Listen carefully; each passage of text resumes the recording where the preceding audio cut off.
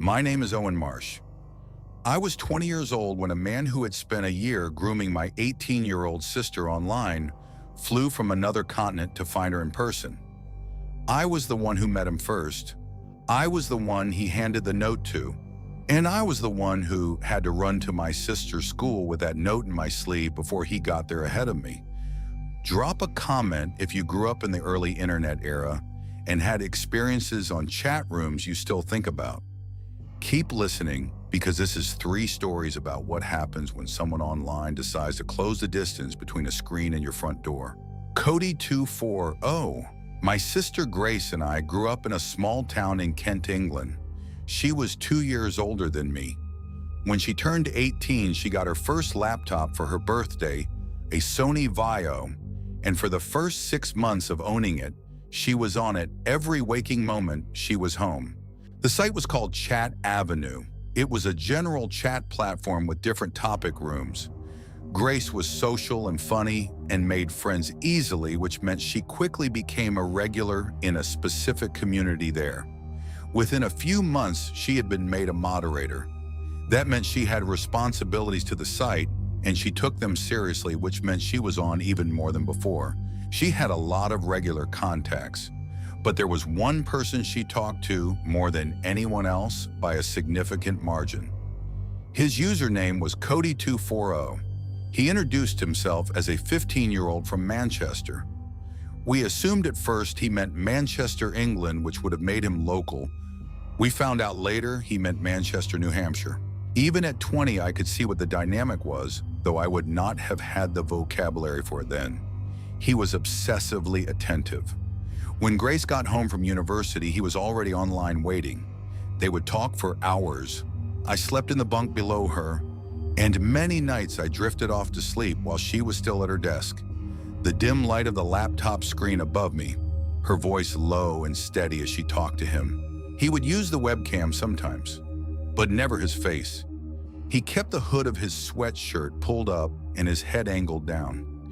He said it was because he felt ugly and the camera would ruin his confidence.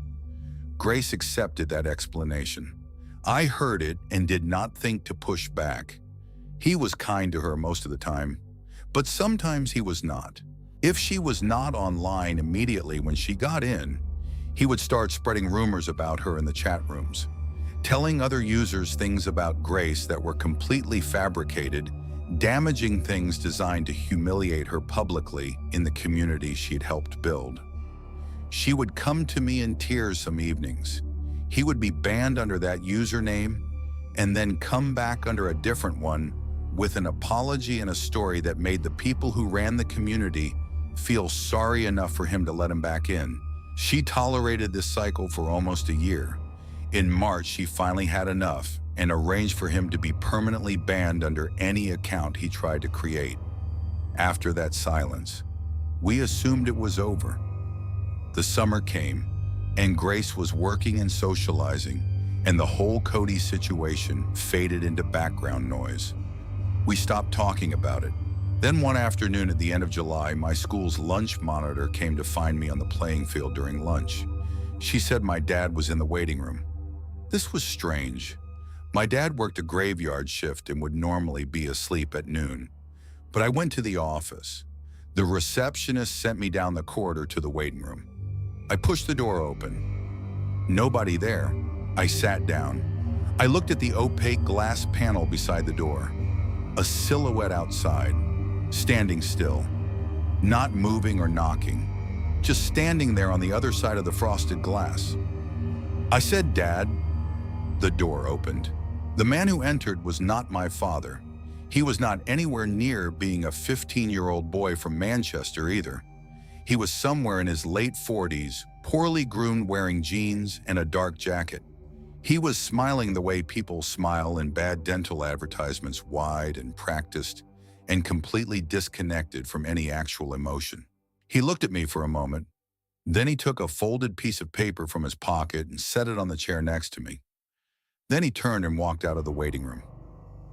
I heard him vault the hedge outside the main entrance. I heard his footsteps accelerating down the road in the direction of Grace's university campus. I picked up the note. It was written on a page from Grace's university planner, a page that would only be found inside Grace's planner, which meant at some point he had been in a place where he could access it. I understood that more fully later, for now I unfolded it and read it. I am not going to reproduce the full text. It was a letter addressed to Grace. It said he had come all this way for her. It said they were meant for each other. It said he had no reason to live without her. It said she needed to save him. I was 20 years old and I had just read a letter from a middle-aged man who had flown from the United States to find my sister had broken into our house to get her planner, had come to my school in the middle of the day and handed me that letter in person. And I was reading it in a waiting room while the receptionist outside was asking if I was all right. I told her I was fine. I folded the note back up and pushed it into my sleeve and walked outside. Then I ran. I got my bike from the rack and rode as fast as that country road would allow toward Grace's campus. The road was uneven and I came off the bike at one point, trying to let a car pass and hit the verge hard. I got up and left the bike on the grass and ran the last stretch on foot because running felt faster than getting back on, and I did not want to waste the seconds. I stopped outside the campus gate. He was already there, standing with his arms crossed about 30 meters from the gate, watching the exit. Something metallic in his jacket pocket, partially visible, something with a jagged edge.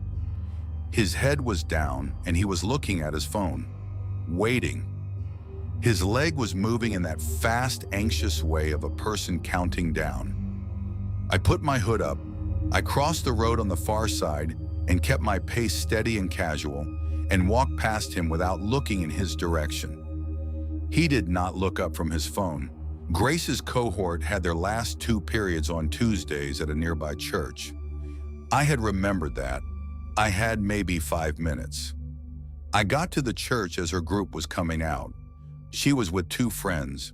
I caught her at the gate and told her in as few words as I could manage that a man was here for her. I handed her the note. She read it. Then she grabbed my arm and started moving. I asked why we were running. She did not answer. She just pulled harder. We got around the back of our house and she explained it while catching her breath. He had her planner. He knew her schedule. He probably knew the layout of the whole day. He had been planning this for longer than the note implied. Our dad was inside. We showed him the note and told him everything. He called the police while Grace sat at the kitchen table with her hands flat on it, staring at the wall. The police took a description. They investigated. 2 weeks passed and nothing. 2 more weeks and they had no leads.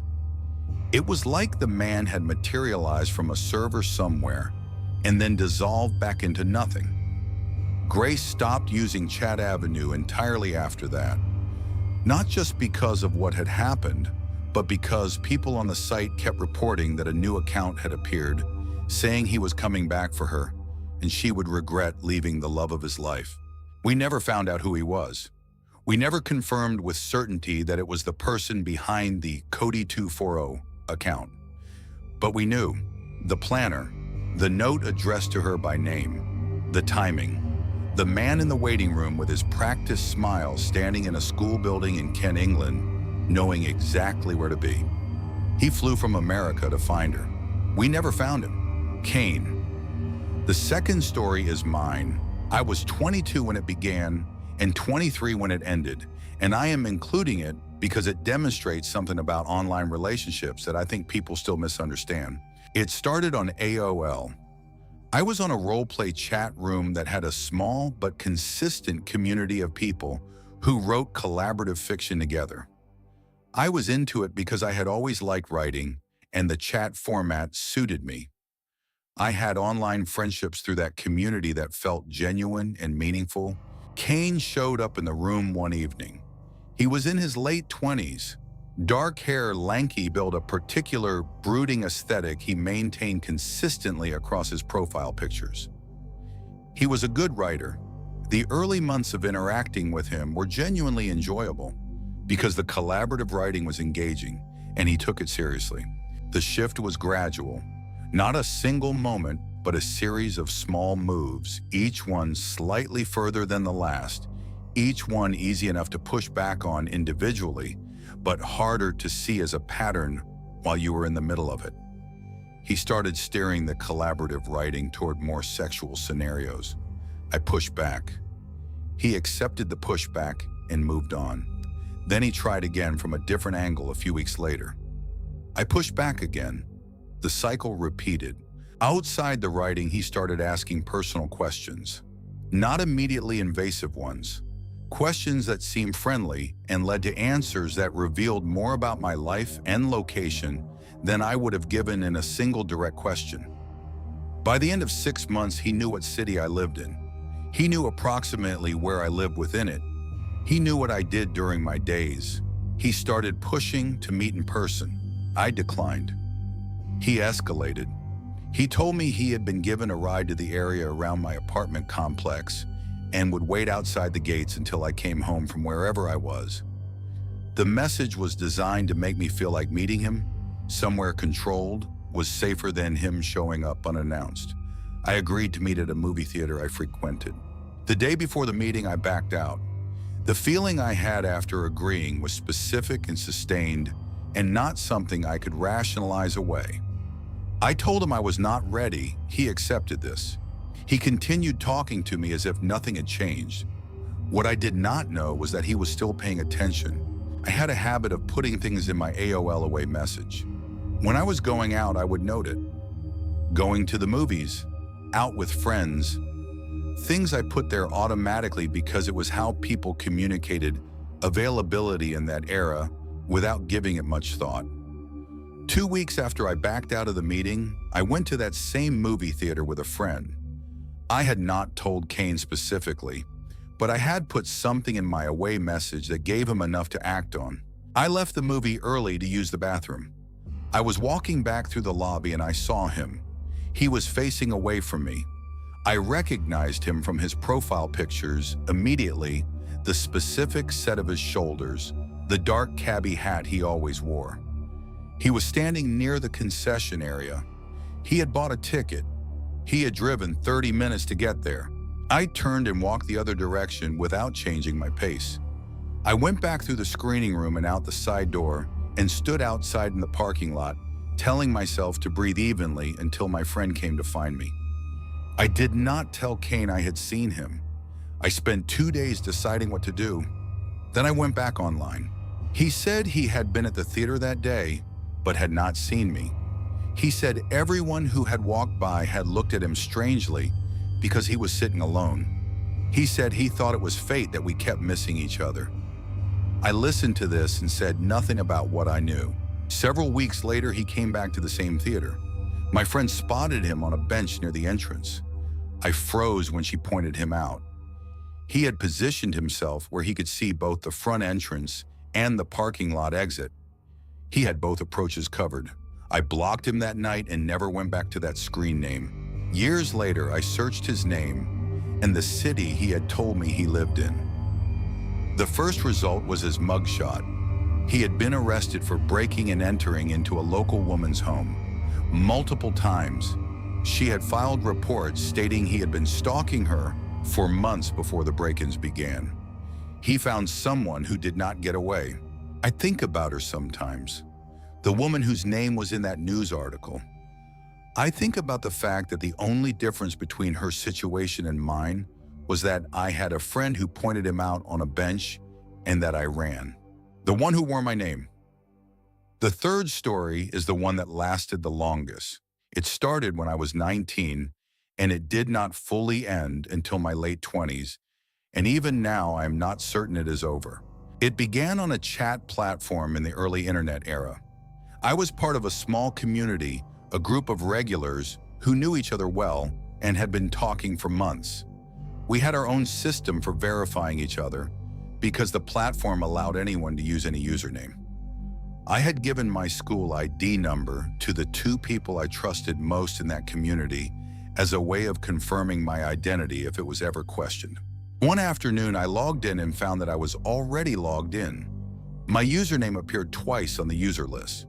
My friends told me I had been in the room for about 20 minutes before I arrived, that I had been chatting with them, that I had given them my school ID number when asked. He had gotten it somehow. I do not know how. He had been impersonating me on that platform long enough to extract my private verification code from people I trusted and was using it to maintain the impersonation. I typed to my friends that I was just getting home, that whatever they were looking at was not me. A new message appeared from my own username. It said, "Hello. Nice of you to join us." I was just telling them about our day. I closed the chat and never went back to that screen name. That should have been the end of it. It was not. Over the following years, he found me again.